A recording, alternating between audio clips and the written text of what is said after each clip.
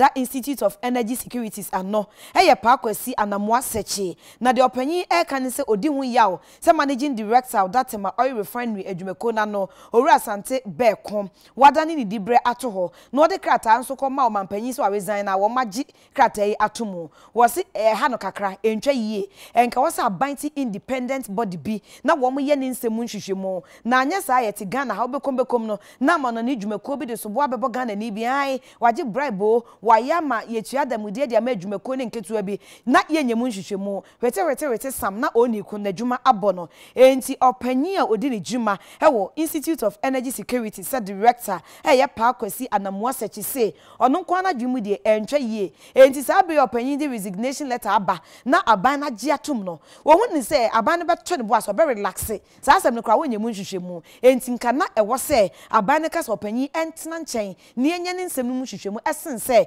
opanyin de resignation letter eba ya wo mo agye no o say o ka se na nije ho a na oboa Dawuro